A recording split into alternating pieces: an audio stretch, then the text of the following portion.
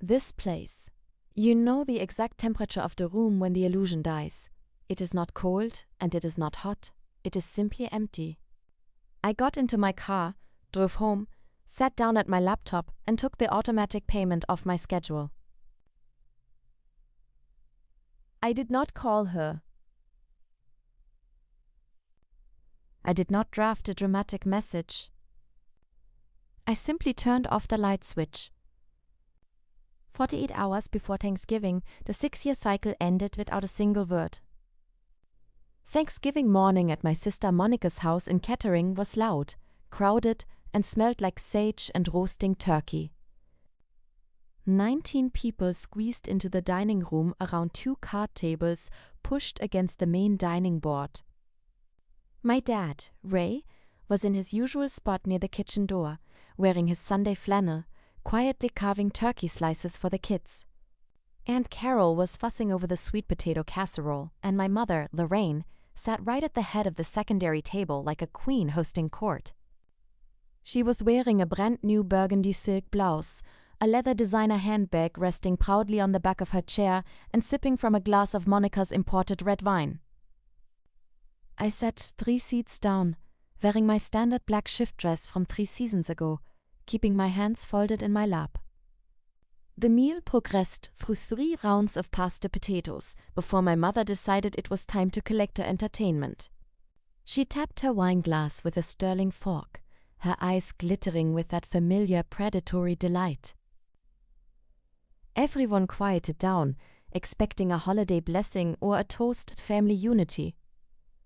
Instead, she fixed her gaze directly on me, letting the silence stretch until every eye in the room was pinned to my face. "Bethany, sweetheart," she said, her voice dripping with artificial sweetness. "I was just telling Carol how quiet you have been lately. Working all those double shifts at the hospital must be so exhausting. But tell us, dear, since you spend so much time counting every nickel and refusing to support your own mother, how does it feel to be completely useless to your family?" The room froze, the laughter dying instantly in 19 throats as my mother leaned back, taking a slow, triumphant sip of her wine. Before I could even draw a breath to respond, a wooden chair screeched violently across the hardwood floor. My dad shot up so fast his water glass overturned, soaking the linen tablecloth. He was staring at my mother with a raw, terrifying intensity I had never seen in his 63 years. "What did you just say to her, Lorraine?" he shouted, his voice cracking like dry timber across the silent room. My mother blinked, her coy smile faltering slightly, but she held her ground, gesturing dismissively with her wine glass. "Hi, sit down. You are making a scene," she scoffed. "I am simply pointing out that our youngest daughter has suddenly decided her own blood is not worth a dime of her precious savings." My dad did not sit down. Instead, he slammed both palms onto the table, shaking the glassware. "A dime?" he echoed, his face turning a deep, dangerous crimson.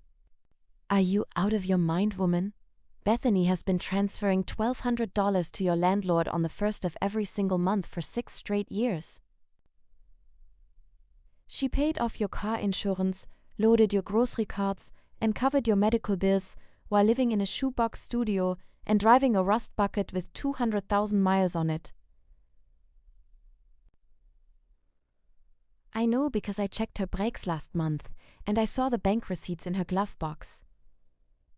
My mother's face drained of every ounce of color, her hand freezing midway to her mouth, the smile dying right there between the turkey and the cranberry sauce. The dining room went entirely silent, so quiet you could hear the wall clock ticking in the hallway. Aunt Carol looked like she had been slapped, her fork hovering in mid-air, while Monica slowly set down her serving spoon, her eyes wide with total disbelief.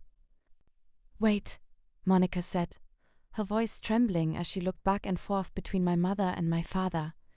"Dad, what are you talking about?" "Mom told us all that her spousal support check from you covers her rent and her living expenses every month. Mom said you were the one paying for the Berkshire." My dad turned his gaze onto my mother, his eyes narrowing into cold slits as he reached into his flannel shirt pocket and pulled out a worn black leather notebook. "Spousal support?" my dad asked, his voice dropping into a low, lethal quiet that chilled the room. "I gave your mother a lump sum buyout of $180,000 from the Fernwood House sale, plus a $400,000 settlement 6 years ago. It was supposed to keep her set for life. I kept every cancelled check, every bank ledger, and every court document right here in this book, because I knew the day would come when she would try to rewrite history." He tossed the heavy notebook onto the center of the table, right next to the gravy boat, where it landed with a dull, heavy thud that sounded like a gavel falling in court. My sister Monica reached out with shaking fingers and pulled the black notebook toward her, flipping through the yellowed pages of bank transfers and court-stamped dissolution records. Her face went from pale white to a burning rage as she read the numbers out loud for the entire table to hear. 180,000, she whispered, her voice growing stronger with every word. "You had nearly $600,000 in liquid cash 6 years ago, Mom. And you have been taking thousands of dollars a month from Bethany, who works night shifts in the pediatric unit, while telling the rest of us that Dad left you destitute?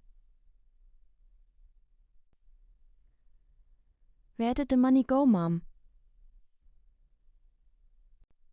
What did you do with $600,000 plus Bethany's entire life savings?" My mother gripped her designer handbag so tightly her knuckles turned white, her eyes darting around the table like a trapped animal looking for an escape route. "It was investments, bad market turns, and expenses," she stammered, her voice thin and shrill as she tried to pull her usual wounded act routine. "You do not understand how hard it is to live alone after 30 years of marriage. Bethany offered to help me. She wanted to be a good daughter. I never forced her to do anything. Love keeps score, doesn't it, Bethany? You promised you would never tell your father. You gave me your word, and now you sit there letting them attack your own mother over a few dollars." I looked at her across the table, at the silk blouse, the expensive bag, and the red wine, and for the first time in 32 years, I felt absolutely nothing. No guilt, no obligation, and no fear. "I did not give you my word, Mom," I said, my voice steady, clear, and perfectly calm. "I gave you my life savings because I thought you were starving." But 48 hours ago, I spoke to Miss Alvarez at the Berkshire. I found out about the 2-bedroom upgrade with a den in the garage. I saw the photos from your 6-day trip to Aruba with Aunt Carol. And at 6 o'clock this morning, for the first time in 6 years, the automatic payment did not go out. I cancelled the transfer. You are on your own now." Aunt Carol let out a sharp gasp, dropping her fork onto her plate with a loud clatter as she turned her head toward my mother. "Aruba?" Carol demanded, her voice rising in sudden panic. "Lorraine, you told me that trip was fully paid for by a church missionary fund that you won in a raffle. You told me you were doing me a favor by taking me along. Did you use your daughter's nursing money to buy my plane ticket and those luxury cover-ups? Did you lie to me too?" My mother opened her mouth to defend herself, but no words came out, her usual theatrical defensive posture collapsing under the weight of 19 family members staring at her in complete disgust. My brother-in-law Dave stood up from his chair, took his 2 children by the hands, and quietly led them out toward the living room, effectively signaling that the family facade was officially over. Monica stood up next, her eyes shining with unshed tears as she looked down at her mother. "You are not staying for dessert, Mom," Monica said softly, her voice carrying a cold finality that left no room for negotiation. "You need to gather your things and leave my house right now. And do not call me until you have apologized to Bethany and figured out how you are going to pay back every single cent you stole from her future." My mother looked around the long table, searching the faces of her brothers, her sisters-in-law, her children, and her ex-husband, but every single person looked away or stared directly through her. Realizing that the phone tree was officially broken and that her audience had abandoned her, she grabbed her designer bag, pulled her coat off the back of the chair, and marched out the front door, slamming it so hard the windows rattled in their frames. The silence that followed was heavy, but for the first time in my adult life, I felt like I could actually draw a deep, clean breath of air into my lungs. My dad walked down the length of the table, pulled out the chair next to mine, and sat down softly, placing his large, grease-stained hand over my trembling fingers. "I am so sorry, Beth," he said, his voice thick with an emotion he rarely ever showed. "I should have paid closer attention. I should have known she was leeching off you while you were out there killing yourself on the night shift. You were trying to protect everyone, but you do not have to carry her anymore. None of us are going to let her put this weight on your shoulders ever again." That Thanksgiving dinner did not end with pie or festive music, but it marked the exact moment my real life finally began. Over the next 3 months, my sister Monica used her background as an accountant to review every single paper statement my mother had left behind, uncovering a long trail of high-stakes shopping sprees, secret credit cards, and frivolous luxury spending that had drained her settlement completely dry. My mother was forced to downsize from the Berkshire to a small studio apartment across town, taking a part-time job at a dry cleaner to cover her own rent and living costs without a guarantor to save her. As for me, taking back control of my own financial checking account changed everything almost overnight.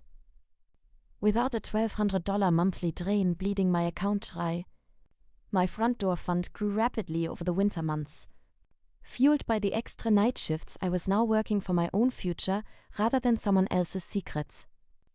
In early April, Janet Kowalski called me with that familiar screen door laugh, telling me she had found a small,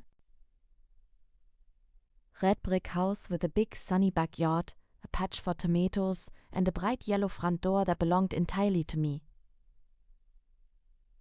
Standing on my new front porch on closing day, holding the brass key in my hand, I thought about the line my mother had used to keep me trapped inside her cage for so many years. "Love does not keep score, track debts, or hold receipts over the people it claims to care about. True love gives freely, protects quietly, and builds a safe place for you to land when the rest of the world gets too heavy." As I put the key into the lock and opened my own front door, I knew I would never let anyone bill me for my own kindness ever again.